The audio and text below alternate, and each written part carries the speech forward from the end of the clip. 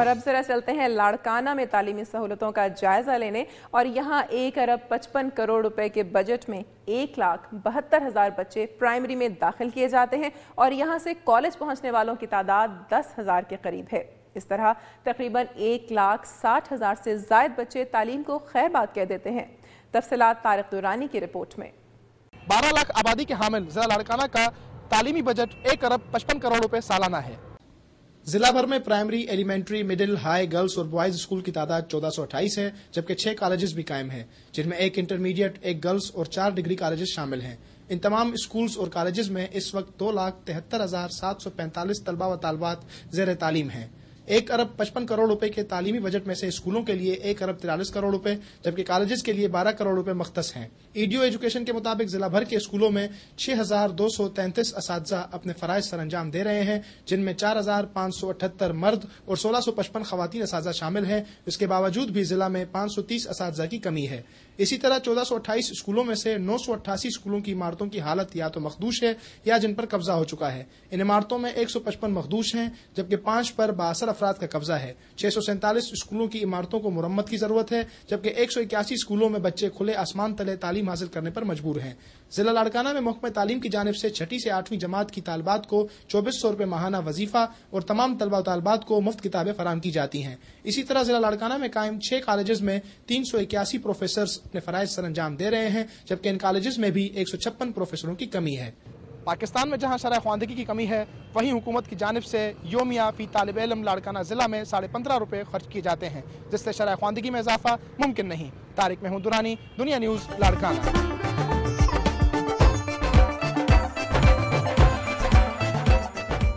سندھ کے بعد ہم جائزہ لیں گے صوبہ سرحد میں تعلیمی سہولتوں کا، اور دیکھیں گے کہ حکومتی دعووں اور زمینی حقائق میں کیا فرق ہے۔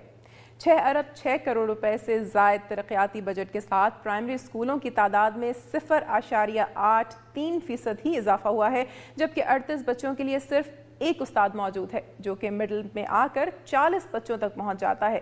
دوسری جانب پرائمری سے سیکنڈری تک پہنچنے والے طلبہ کی تعداد میں فرق نمایاں ہے، یعنی پرائمری میں رجسٹرڈ کرائے جانے والے طلبہ کی تعداد 26,53,724 اور سیکنڈری میں زیر تعلیم طلبہ کی تعداد 9,35,449 ہے، یعنی سیکنڈری تک پہنچتے پہنچتے 17,18,000 سے زائد طلبہ تعلیمی میدان سے غائب ہو جاتے ہیں، اور ان کے بارے میں کوئی سوچتا تک نہیں۔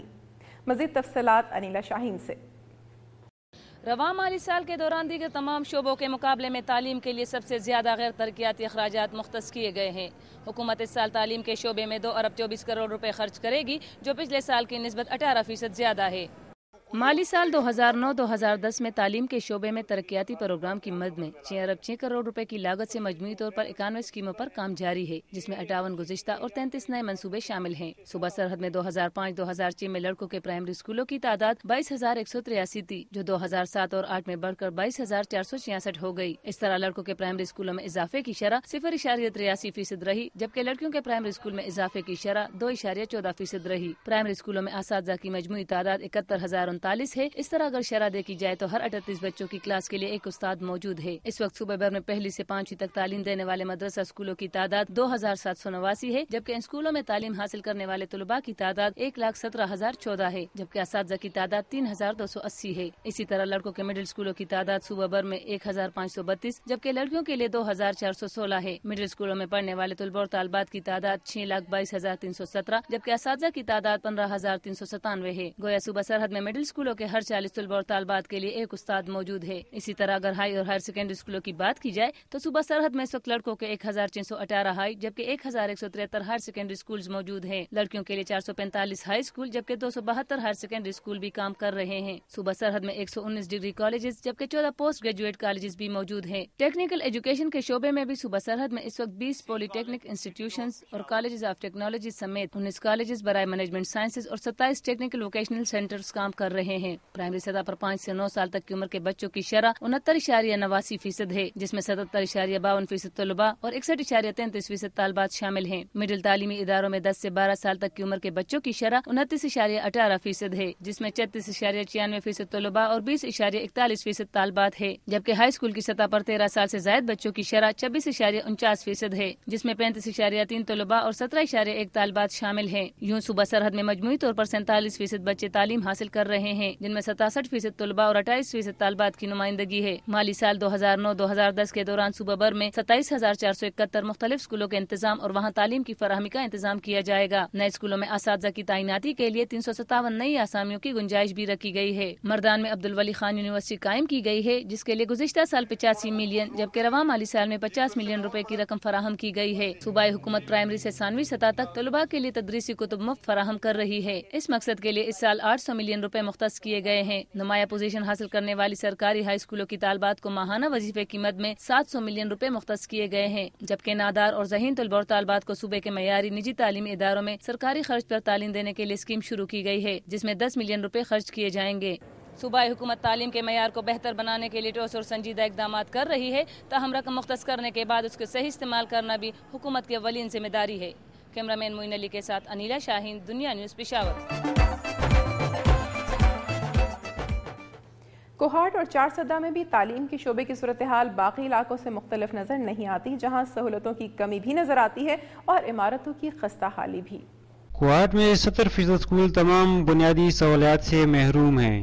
ضلع کوہاٹ میں اسکولوں کی کل تعداد 779 ہے، جن میں 81,786 طلباء اور 43,645 طالبات زیر تعلیم ہیں، جبکہ 2578 مردانہ اور 1437 زنانہ سٹاف موجود ہے۔ اور اسکولوں میں 171 زنانہ اور 235 مردانہ سیٹیں خالی پڑی ہے، جن میں سائنس ٹیچرز اور سبجیکٹ اسپیشلسٹ بھی شامل ہیں۔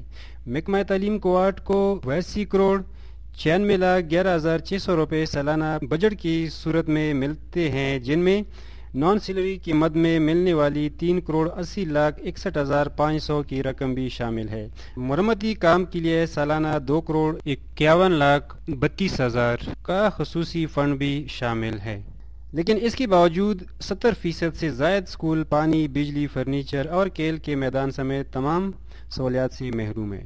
صوبائی وزیر ہاؤسنگ ملک امجد افریدی کے آبائی گاؤں بابری بانڈا میں گرلز پرائمری اسکول کی اپنی عمارت نہ ہونے کے باعث طالبات لڑکوں کے اسکول میں پڑھنے پر مجبور ہیں اور خواتین سٹاف پردوں کے پیچھے بیٹھ کر آزادی سے محروم ہو گئے ہیں۔ متعدد اسکولوں کے بچے زمین پر بیٹھ کر اپنے والدین کے خوابوں کی تعبیر کی کوشش میں مصروف ہیں، جبکہ متعدد اسکول چار دیواری سے بھی محروم ہیں۔ 5ویں جماعت تک پہنچنے سے قبل 44% بچے اسکول چھوڑ جاتے ہیں۔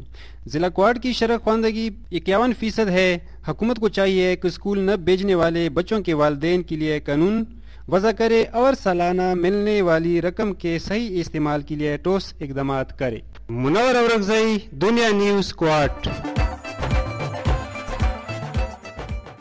سرحد کے بعد اب آپ کو لیے چلتے ہیں صوبہ بلوچستان کی جانب، اور یہ رقبے کے لحاظ سے سب سے بڑا صوبہ ہے، جس کا تعلیمی بجٹ 2 ارب 35 کروڑ 75 لاکھ روپے ہے۔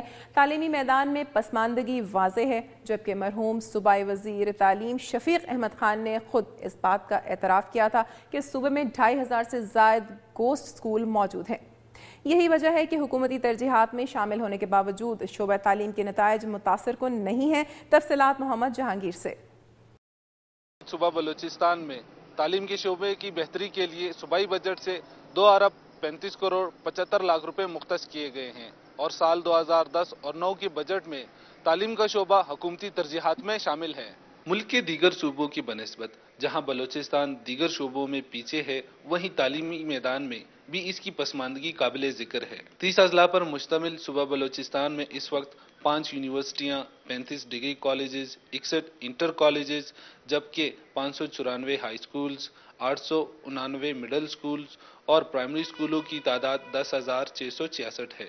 ان کالجز میں 1,028 جبکہ اسکولوں میں 44,523 اساتذہ خدمات سر انجام دے رہے ہیں۔ صوبے کا رقبہ زیادہ ہونے کی وجہ سے دور دراز علاقوں میں واقع اسکول قسم پرسی کا شکار نظر آتے ہیں۔ اور ان میں اکثر اسکولوں کا تو روئے زمین پر وجود ہی نہیں ہوتا۔ سابق صوبائی وزیر تعلیم مرحوم شفیق احمد خان کے مطابق صوبے میں 2500 سے زائد گوشت اسکول جبکہ ہزاروں گوشت اساتذہ موجود ہیں جو تنخواہیں تو وصول کر رہے ہیں لیکن اپنی فرائض کی انجام دہی میں غفلت برتتے ہیں۔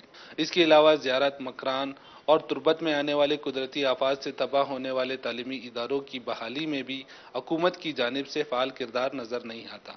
21ویں صدی کے تقاضوں سے ہم آہنگ ہونے کے علاوہ ملک اور معاشرے سے پسماندگی کے خاتمے کے لیے اچھی اور معیاری تعلیم کی ضرورت ہے، جس کی بہتری کے لیے حکومت اور معاشرے کے ہر فرد کو اپنا کردار ادا کرنا ہوگا۔